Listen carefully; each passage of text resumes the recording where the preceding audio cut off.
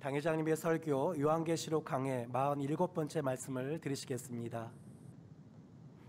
Nous allons suivre le message du pasteur principal intitulé Enseignement sur l'Apocalypse, la 47e session.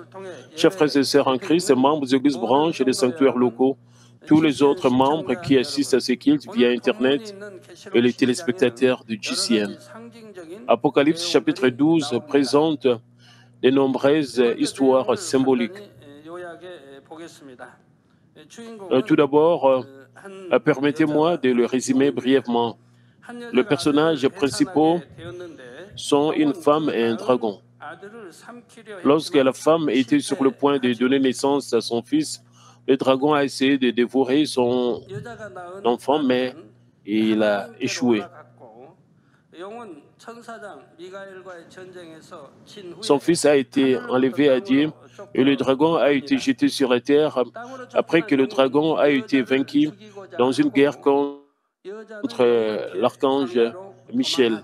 Après que le dragon a été jeté sur la terre, il essaya de tuer la femme et elle s'enfuit du dragon dans le désert. Le dragon a versé de l'eau dans sa bouche pour la tuer, mais la terre a bu l'eau et a aidé la femme. Alors, le dragon fut furieux et partit faire la guerre avec le reste de ses enfants. Ceci est le bref résumé du chapitre 12 de l'Apocalypse. Certains d'entre vous diront peut-être que ce chapitre ressemble à une scène d'un film de science-fiction. Cependant, l'histoire de ce chapitre n'est pas quelque chose d'imaginaire, mais cela est vrai et sera une réalité. C'est l'histoire racontant l'histoire d'Israël de son passé jusqu'à maintenant et dans l'avenir. Alors, qui est cette femme et qui est l'enfant qu'elle a mis au monde, qui symbolise le dragon? Si vous avez entendu le message de la croix, il y a de fortes chances que vous connaissiez déjà la réponse. La femme spirituellement symbolise Israël. Le dragon est aussi appelé le serpent ou le serpent ancien. Cela se réfère à l'ennemi diable et Satan. Genèse 3:15 montre la scène dans laquelle Dieu maudit le serpent et qui a trompé Ève. Il est dit, je mettrai inimitié entre toi et la femme, entre ta postérité et sa postérité. Celle-ci te crasera la tête et tu lui blesseras les talons. Ce verset porte un message spirituel très important. Ici, la femme se réfère à Israël, sa sémence, sa postérité à Jésus, le sauveur et le serpent à l'ennemi diable et Satan. Jésus, la postérité de la femme Israël, écrasa les serpents sur la tête et le serpent blessa Jésus sur le talon. C'est la providence du salut de la croix. L'ennemi diable et Satan ont incité le méchant à crucifier Jésus. C'est la signification de le serpent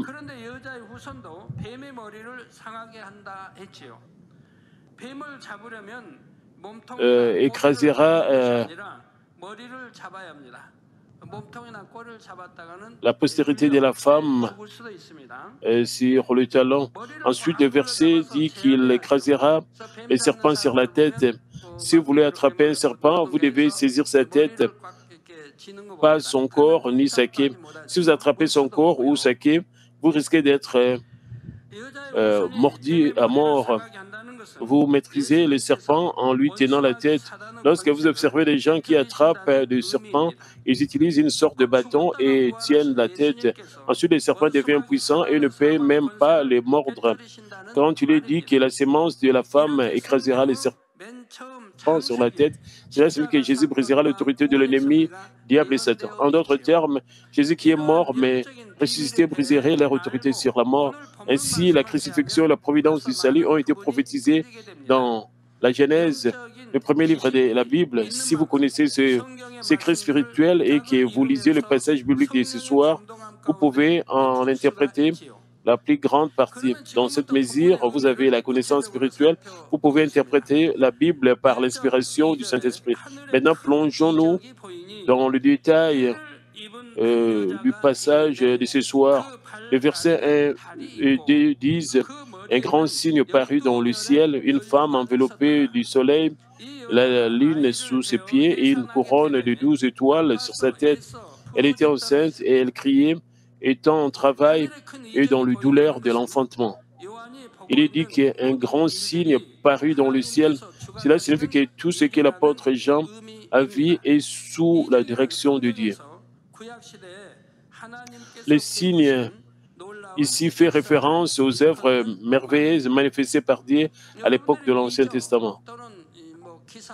J'ai distingué le signe de l'Ancien Testament de ceux du Nouveau Testament. Mais ici apparaît un signe de l'Ancien Testament dans l'Apocalypse. Il y a une raison pour cela. Dans l'Ancien Testament, le signe désigne les œuvres merveilleuses manifestées par Dieu. D'autre part, le signe dans le Nouveau Testament se réfère aux œuvres du Saint-Esprit. Le même mot « signe » désigne soit les œuvres manifestées par Dieu, soit les œuvres manifestées par le Saint-Esprit. De cette façon, les signes peuvent être classés dans les œuvres manifestées par Dieu et les œuvres manifestées par le Saint-Esprit. D'ailleurs, un signe dans le passage de ce soir est l'œuvre que Dieu lui-même manifeste. C'est-à-dire que les choses qui se déroulent dans l'Apocalypse sont manifestées par Dieu lui-même et non par le Saint-Esprit. C'est un signe qui est dans la providence de Dieu qui prend soin du peuple d'Israël qui est encore lié à la foi de l'Ancien Testament. Le choix du peuple d'Israël, l'histoire d'Israël sous sa direction et tous les incidents qui auront lieu à travers Israël pendant la grande tribulation de 7 ans sont tous des signes dans la providence de Dieu. Par conséquent, le passage de ce soir peut être vu de 2 points de vue, le passé et le futur. En d'autres termes, à la fois les œuvres qui ont été accomplies à travers Israël et les œuvres qui seront accomplies à travers Israël sont contenues dans le passage de ce soir. Et d'abord, une femme enveloppée du soleil apparaît. Et je vous ai déjà dit que la femme fait référence à Israël. Ce verset dit qu'Israël est revêtu du soleil. Et cela signifie la gloire qu'Israël reçoit en tant que peuple élu de Dieu. Cependant, parce que le peuple d'Israël a été choisi par Dieu, n'a-t-il joui que de la gloire comme le soleil? Bien sûr, être un peuple élu de Dieu est une si grande gloire. Mais vous pouvez voir qu'Israël a subi un préjudice important simplement parce qu'Israël était le peuple élu.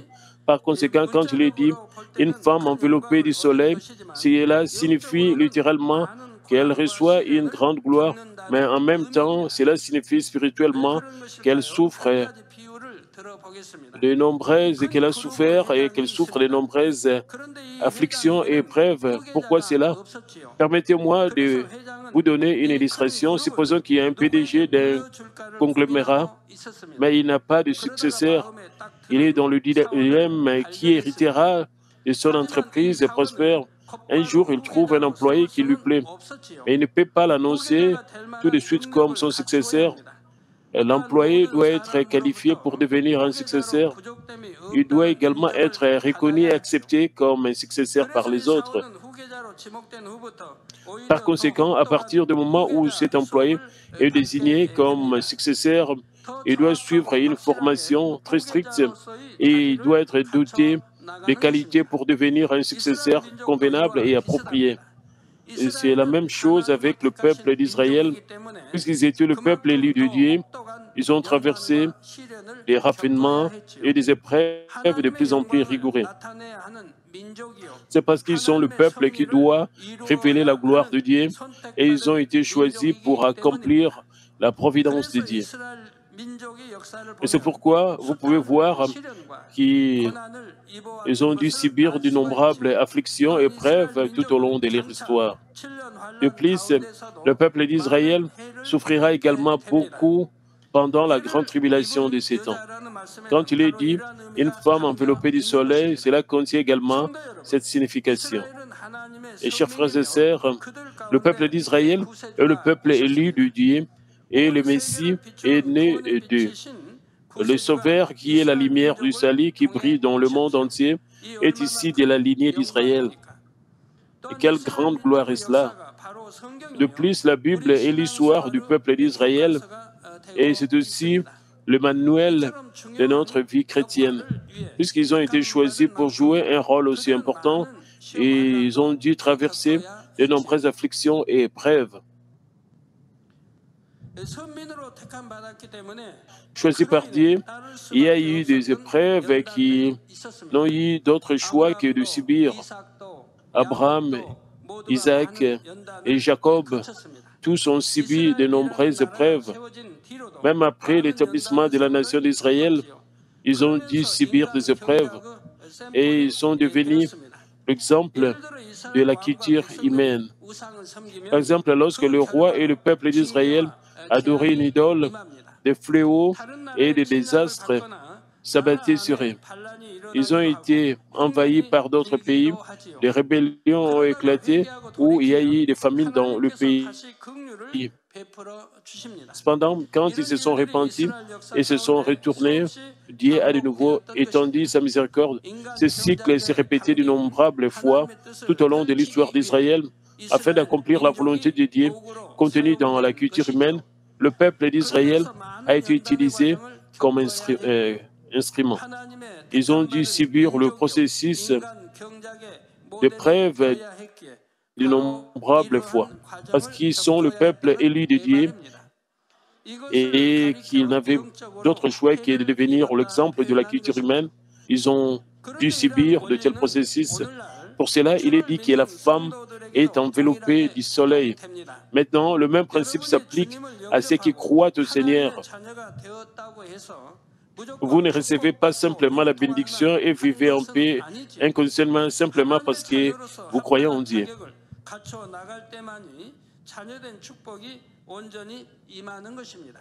Ce n'est que lorsque vous êtes correctement qualifié en tant qu'enfant de Dieu que vous pouvez recevoir les bénédictions en tant qu'enfant de Dieu. Par exemple, vous devez rejeter le mal dans la mesure où votre foi, en croyant au Seigneur, cependant, si vous ne débarrassez pas de péché, mais faites des compromis avec le monde, tout en confessant que vous croyez, Satan portera des accusations contre vous. Dans ces cas, Dieu ne peut pas vous aider. Vous serez livré à Satan selon la loi spirituelle de la justice. En conséquence, vous souffrez des afflictions et des épreuves que l'ennemi diable et Satan vous infligent. Puisque vous êtes devenu enfant de Dieu, vous souffrez des afflictions selon cette justice. Cependant, souffrir de ces afflictions prouve que vous marchez sur le chemin de l'enfant de Dieu. Et s'il ne vous arrive rien, même après avoir commis les œuvres de la chair qui mènent à la mort, vous êtes des enfants illégitimes, comme dit l'Hébreu, à savoir, la Bible dit que vous n'êtes pas de filles, de fils et de filles de Dieu, parce que les enfants illégitimes n'ont rien à voir avec Dieu. Ils vous laissent simplement sans surveillance. Mais si vous êtes des enfants de Dieu, les rétributions s'en suivent certainement et se présentent sous la forme d'épreuves ou de tribulations. À travers cela, Dieu vous permet de vous repentir et d'atteindre le salut. Et sans cela, vous ne vous repentirez même pas, mais finirez par emprunter le chemin de la mort. Hébreux 12, 8 dit, mais si vous êtes exempt du châtiment auquel tous ont part, vous êtes donc des enfants illégitimes et non de fils. C'est-à-dire, si vous êtes vraiment des fils et des filles de Dieu, vous serez sûrement disciplinés. Si vous péchez, il y aura la discipline comme le prix de péché. S'il n'y a pas d'affliction ou de difficulté, même si vous commettez un péché ou marchez sur le chemin de la mort, vous ne pouvez pas les réaliser et vous en détourner. Puisque Dieu vous considère comme son enfant, vous souffrez d'affliction ou de difficulté lorsque vous vivez dans le ténèbre. Dieu intervient pour vous et permet la discipline, les afflictions ou les difficultés, afin que vous puissiez réaliser et vous détourner des péchés. Il y a des chances que certaines personnes dans le monde ne souffrent d'aucune affliction, bien qu'elles vivent au milieu de grands péchés. Mais leur résultat est sûrement la mort éternelle. La discipline les amène au moins à trouver des choses pour se repentir. Cela les fait chercher sérieusement des choses pour se repentir et déchirer leur cœur dans la repentance. Mais sans discipline, ils ne recherchent pas des choses pour se repentir, ni ne déchireront leur cœur dans la repentance. Une fois que leurs âmes parties, ils finiront dans la mort. Par contre, s'ils sont des enfants de Dieu, il doit y avoir une preuve que Dieu intervient pour eux. Parfois, ils souffrent d'afflictions et de difficultés. Quand ils se repentent et se retournent, la grâce est restaurée. Par conséquent, puisque vous devez subir ces processus au fur et à mesure que votre foi grandit, et ne dites pas qu'il est difficile de les subir. Après avoir traversé ces processus et atteint un certain niveau, vous n'en souffrez plus. Le temps vient où les afflictions, les difficultés, les épreuves sont terminées. Pensez simplement à Abraham. Après avoir passé le test final, il n'a reçu que de bénédictions sans plus d'épreuves. Le but du raffinement est de rejeter même le mal dans votre cœur et de devenir un enfant de Dieu qui ressemble à Dieu. Par conséquent, une fois que vous atteignez la sanctification et que vous devenez un véritable enfant de Dieu, puisque vous ne commettez plus de péché, il n'y a aucune raison pour que vous souffriez d'affliction ou de difficultés. De plus, vous n'avez pas besoin de recevoir des raffinements pour vous débarrasser de péché. Bien sûr, il peut y avoir des raffinements pour faire de vous un plus grand vase.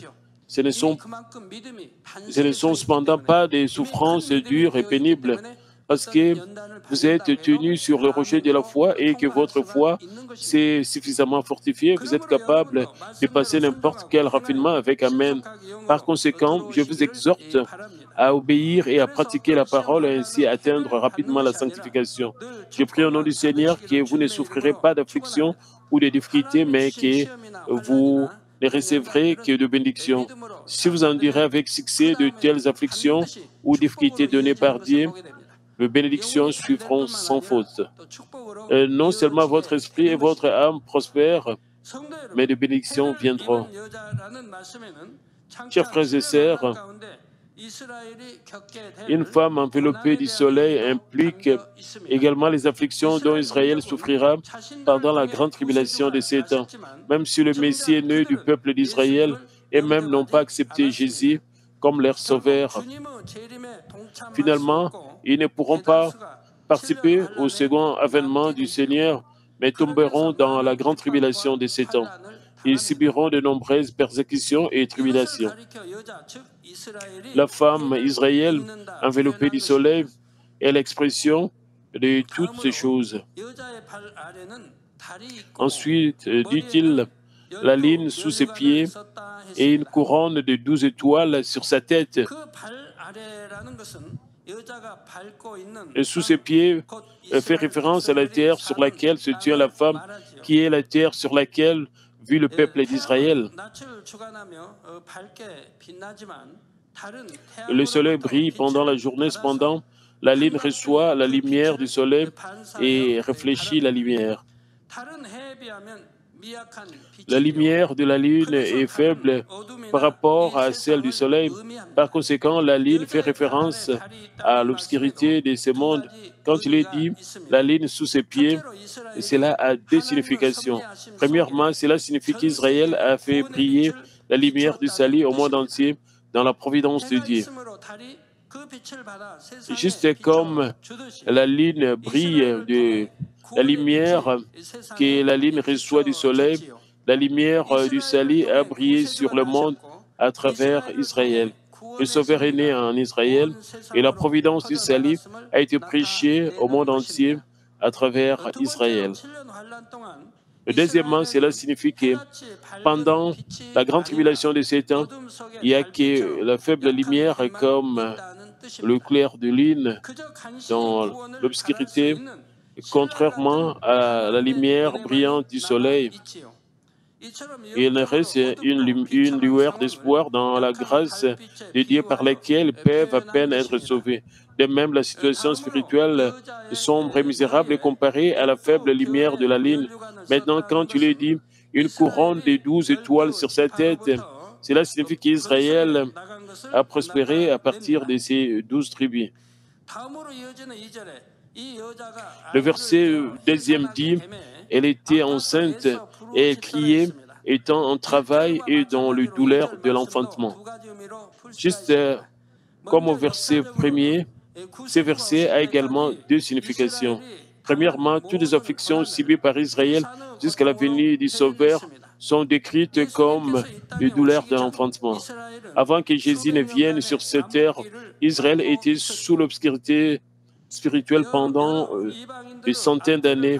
Israël était sous l'oppression des gentils et la révélation de Dieu a cessé. C'était une période tellement douloureuse. Deuxièmement, toutes les afflictions qu'Israël subira pendant la grande tribulation de 7 ans sont décrites comme les douleurs de l'enfantement.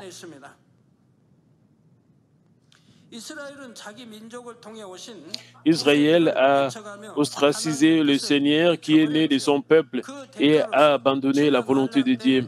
En retour, ils ne peuvent recevoir le salut que lorsqu'ils souffrent d'une grande douleur pendant la grande tribulation de 7 ans, tout comme la douleur de l'accouchement. Et se réfère à toutes les persécutions et qu'ils doivent subir à travers l'Antéchrist et qu'ils doivent subir pour atteindre le salut. Un autre signe apparaît dans le verset 3 et 4. Il est dit, un autre signe apparaît encore dans le ciel, et voici, c'était un grand dragon rouge ayant 7 têtes et 10 cornes. Et sur ces têtes, 7 diadèmes saqués, entraîner le tiers des étoiles du ciel et les jeter sur la terre. Le dragon s'éteint devant la femme et qui allait enfanter, afin de dévorer son enfant lorsqu'elle aurait enfanté. Comme je l'expliquais plus tôt, le dragon fait référence à l'ennemi diable et Satan, et qui trahit et s'oppose à Dieu. Et un grand dragon rouge fait référence à Lucifer, le chef du mauvais esprit. La couleur rouge fait référence au péché et au mal. Ésaïe 1,18 dit, « Si vos péchés sont comme les cramoisis, ils deviendront blancs comme la neige. Et s'ils sont rouges comme la pourpre, ils deviendront comme la laine. »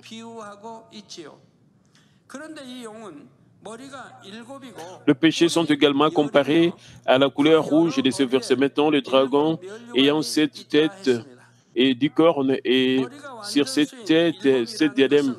Lorsque le verset dit qu'il a 7 têtes, ce qui est un nombre parfait, cela signifie que Lucifer est le chef responsable du mal. Les 10 cornes font référence au roi, et ce sont les rois qui sont sous le contrôle de Lucifer au temps de la fin. Lorsque ceux-ci sont liés à la grande tribulation de 7 ans, le grand dragon rouge fait référence à l'Antéchrist.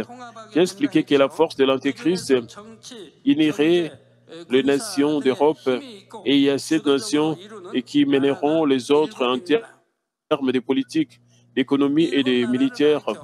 Et ces têtes font référence à ces 7 nations. De plus, les 10 cornes font référence aux autres nations qui soutiennent les 7 nations. Quand il dit sur ces têtes, ces diadèmes, cela signifie qu'ils ont l'autorité. La force de l'Antéchrist est juste et l'autorité des ténèbres pendant la grande tribulation de 7 ans. Ils apprécient le pouvoir absolu des ténèbres qui contrôlent ce monde. Et pour cela, il est dit qu'il y a 7 diadèmes sur leur tête. Maintenant, le verset 4 dit, c'est-à-dire saquer celle du dragon, entraîner le tiers des étoiles du ciel et les jeter sur la terre. Et ces versets contiennent également plusieurs significations. Premièrement, Il contient la rébellion qui est liée au tout début. Lucifer a comploté pour se rebeller contre Dieu et a attiré un tiers de tous les anges. Avec Lucifer comme personnage central, les anges qui appartenaient à Lucifer se sont rebellés avec elle et se sont transformés en force de ténèbres. Le verset indique que cet incident en disant « Saké entraînait le tiers des étoiles du ciel et les jetait sur la terre ». Dans le livre Le message de la croix, j'expliquais au sujet des anges en les comparant à des robots qui n'ont pas de libre arbitre, mais quelqu'un qui traduisait ce livre s'est renseigné à ce sujet en disant « Les anges ont le libre arbitre, mais comment peuvent-ils être comparés à des robots ?» Il a affirmé que la Bible dit que les anges ont le libre arbitre, mais il n'y a pas de tels mots dans la Bible. Mais sa question était, sans libre arbitre, comment un tiers de tous les anges aurait-il pu trahir Dieu? Ainsi, ils pensent qu'ils ont le libre arbitre, mais ce n'est pas qu'ils ont trahi Dieu de leur plein gré. Et c'est la même chose avec les soldats dans l'armée. Selon qui est les commandants, les soldats agissent en obéissant à ses ordres. Dans l'histoire coréenne aussi, de telles choses se sont produites souvent. Lorsqu'un commandant de division mobilise les forces, les soldats n'ont pas le choix. Supposons que le commandant soit un général à des étoiles. Ensuite, ceux qui sont sous son commandement obéissent indépendamment de leur volonté. Il en va de même pour toutes les unités militaires. Si le commandant se rebelle, les soldats sous son commandement obéissent absolument. Sinon, ils peuvent être abattus sur place. Pour ainsi dire, ils n'ont pas de libre arbitre, mais obéissent inconditionnellement. Ainsi font les anges célestes, parce qu'un tiers de tous les anges ont été placés sous le commandement de Lucifer. Quand il a trahi, il est naturel que tous ces anges les suivaient.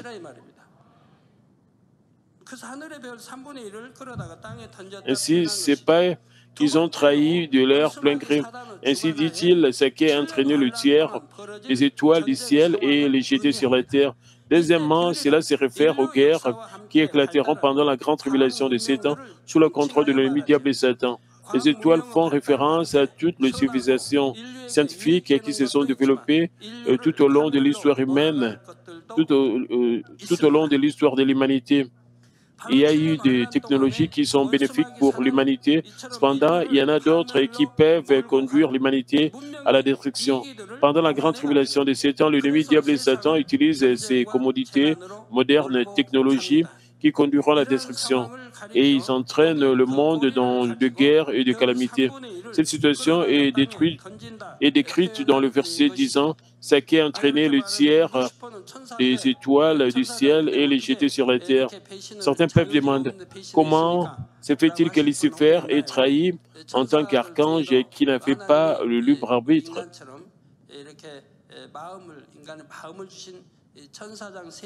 Parmi tous les anges, il y avait 3 archanges à qui Dieu avait donné le cœur humain. Les 3 archanges étaient Lucifer, Luciel et Lucia.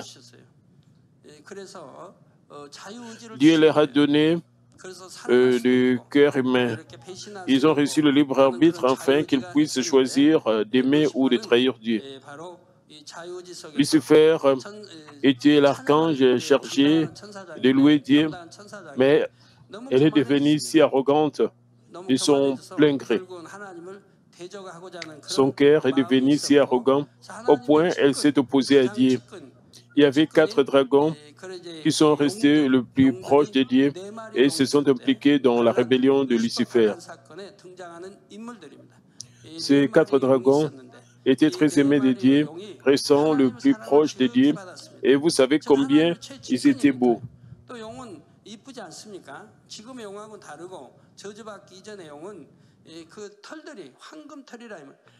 Contrairement à maintenant, avant qu'ils ne soient maudits, ils avaient une fourrure dorée. Leur fourrure était de couleur dorée et brillait avec éclat. Ainsi, Dieu tapotait les 4 dragons sur leur corps comme ceci. Ainsi, lorsque Lucifer a trahi Dieu, elle a dit tenter ce qui était autour de Dieu. Si quelqu'un trahissait un roi, il devait tenter les aides du roi. Selon qui il tente, son plat peut réussir ou échouer. Par exemple, il peut essayer de gagner à ses côtés les eunuques ou aides du roi qui reste le plus proche du roi. Lucifer est devenue si arrogante. Elle était chargée de louer Dieu. Vous savez que notre Dieu prend plaisir à nos louanges. Alors qu'elle devenait si arrogante, elle voulait être comme Dieu. Ainsi, elle a tenté le dragon qui était autour de Dieu et ils ont été trompés en rejoignant Lucifer dans la rébellion. Et un tiers des anges sous le commandement de Lucifer n'avaient d'autre choix que de la suivre. Et par conséquent, ils ont fini par être abandonnés par Dieu et enfermés dans l'abîme. Troisièmement, cela signifie que d'innombrables personnes souffriront pendant la grande tribulation de 7 ans. Dieu a fait la promesse à Abraham que ses descendants seraient aussi nombreux que les étoiles. Ici, les étoiles font référence aux personnes. Par conséquent, quand il est dit, ça qui est entraîné le tiers des étoiles du ciel et qui les jeter sur la terre, cela signifie qu'un tiers du peuple servira directement l'Antéchrist. Et en même temps, cela signifie également que d'innombrables personnes seront persécutées et tuées par ces personnes. Maintenant, la seconde moitié du verset 4 dit « Le dragon s'éteint devant la femme qui allait enfanter, afin de dévorer son enfant lorsqu'elle aurait enfanté. » Le dragon s'éteint devant la femme qui allait enfanter, afin de dévorer son enfant lorsqu'elle aurait enfanté.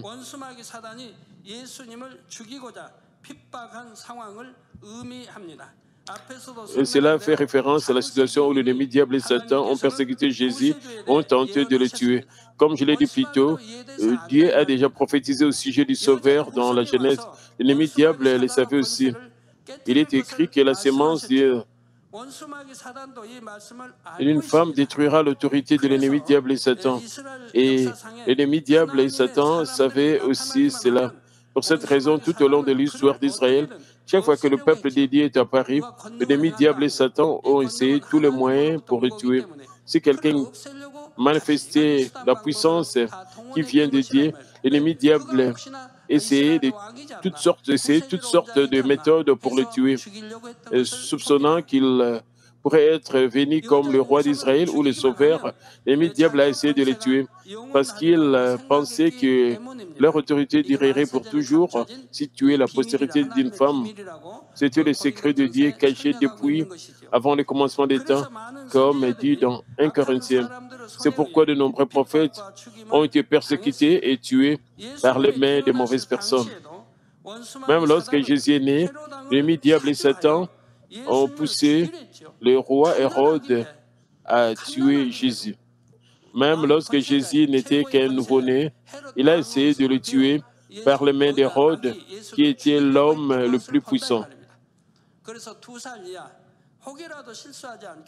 Pour s'assurer qu'il ne commettra pas d'erreur, il a tué tous les enfants mâles de 2 ans et moins. C'est un fait historique évident. L'enfant Jésus a pu fuir en Égypte par l'œuvre de Dieu. Si vous partez en pèlerinage en Égypte, vous trouverez l'endroit où Jésus s'est réfugié et aussi l'église d'Abou Serga qui s'y est installée. Cependant, l'ennemi diable et Satan ont cherché une chance de tuer la sémence de la femme et finalement, ils ont crucifié Jésus. Mais c'était comme s'ils avaient signé leur arrêt de mort. Puisqu'ils ont tué Jésus, le chemin du salut était achevé et la voie était ouverte pour échapper à l'autorité de la mort, l'ennemi diable et Satan, et pour atteindre le salut. Et ainsi, le plan du dragon de tuer la sémence de la femme s'est soldé par un échec. Maintenant, la deuxième signification de la seconde moitié du verset 4 est liée à la fin de la grande tribulation de 7 ans. Cela signifie que l'Antéchrist essaie de tuer le peuple d'Israël qui accepte le Seigneur pour empêcher quiconque en Israël de croire au Seigneur. L'Antéchrist apaise les gens, les torture et les persécute. Le verset 4 décrit cette situation en disant « enfin de dévorer son enfant lorsqu'elle aurait enfanté ». Cependant, dans le verset 5 et 6, nous constatons que le plan du dragon a échoué. Le verset indique qu'il y a une place préparée pour Israël par Dieu. Maintenant, où se trouve cet endroit?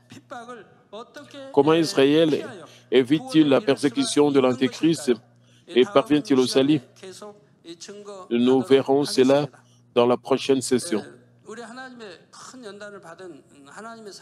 Si nous regardons le peuple de Dieu qui a subi de grandes épreuves, la plupart d'entre eux ont fait face à la mort. Si vous regardez ceux qui sont entrés dans la Nouvelle Jérusalem, ils ont traversé des expériences où ils ont fait face à la mort pour Dieu ou pour le Seigneur. Ils ont vécu des expériences comme le martyr.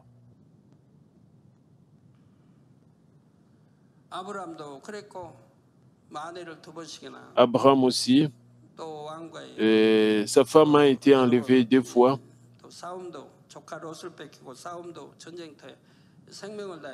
Lorsque son neveu Lot a été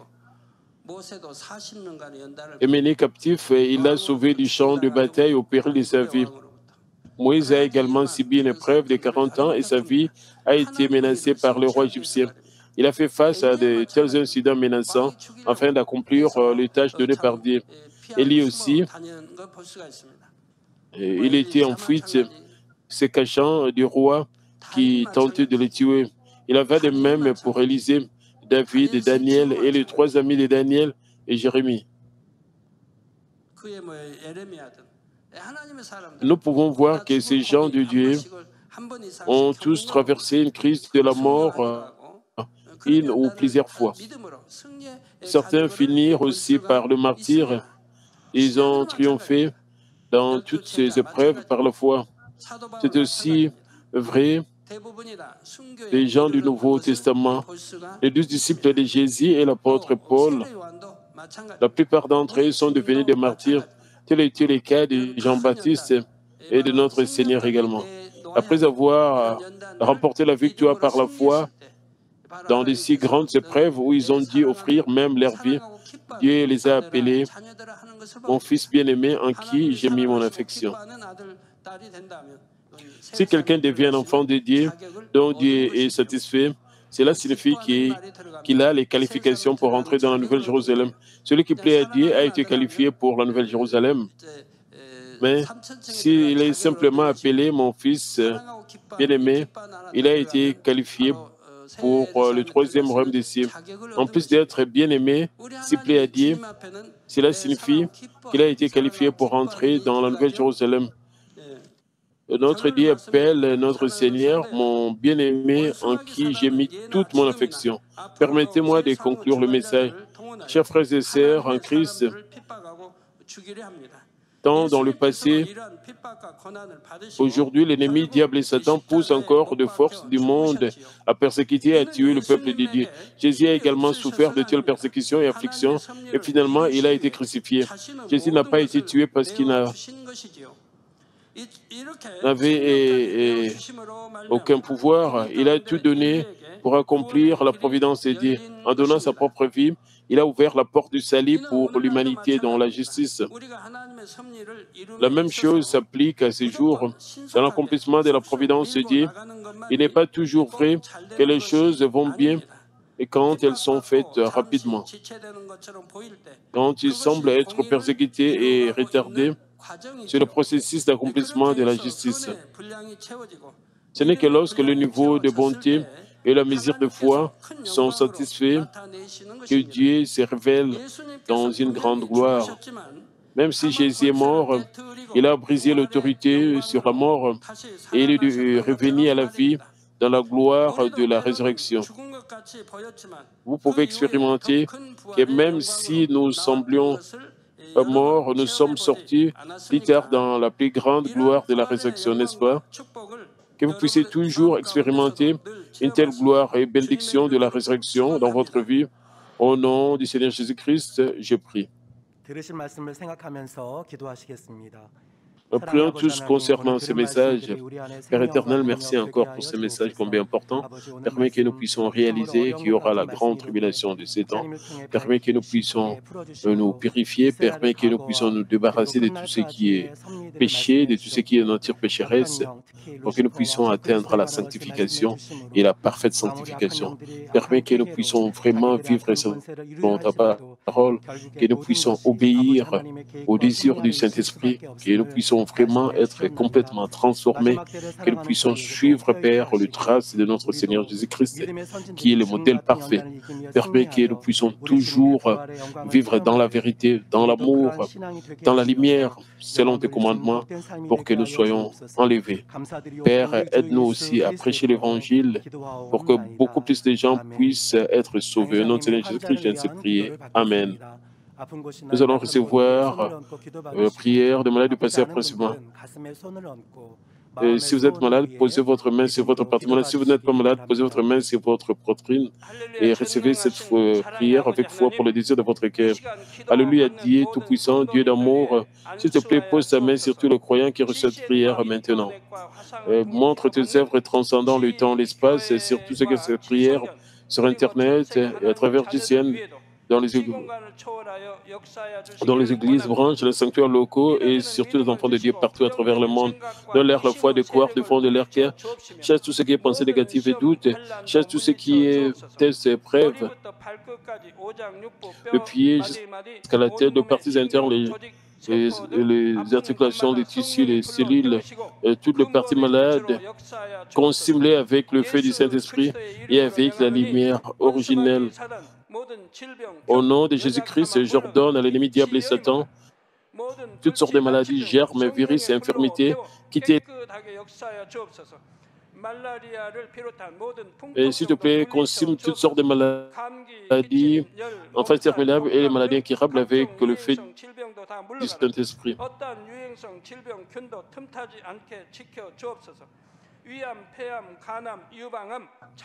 Et chasse tout ce qui est maladie endémique telles que la malaria, toutes les maladies et contagieuses telles que le rhume, la grippe et la fièvre, quittez-les, protégez de toutes sortes de germes, guéris tout ce qui est cancer, d'estomac, de foie, de sein, d'intestin et de tous les autres cancers, sida, leucémie, apoplexie cérébrale, hypertension, diabète, problèmes de thyroïde, tout ce qui est maladie des poumons, maladie des flancs, guérir tout ce qui est AVC, arthrite, hernie discale, tout ce qui est douleur dorsale, maux de tête, néphralgie, toute forme de douleur puisse les quitter. Épilepsie, autisme, dépression, névrose, autres maladies mentales, quittez-les. Et toutes sortes de paralysies soient guéries, que les pensées lèvent et marchent, que les yeux puissent voir, que les oreilles puissent bien entendre. Guéris-les, que les aveugles voient, que les muets parlent et que les sourds entendent. Guéris-les, tous ces effets secondaires et guéris tous leurs os fracturés. Restaure tout ce qui est brûlé, tout ce qui est sans chaleur puisse disparaître. Père, permet qu'il n'y ait pas de cicatrices qui restent. Et soyez purifiés de toutes sortes de dépendances à la drogue, à l'empoisonnement et aux mauvaises. Ramène des morts à la vie. Donne à tes enfants la bénédiction de la conception. Recevez la bénédiction de la conception. Au nom de Jésus-Christ, j'ordonne à l'ennemi diable et Satan, le principauté de la puissance de l'air et les mauvaises forces dans le lieu céleste et leurs serviteurs, quittez-les.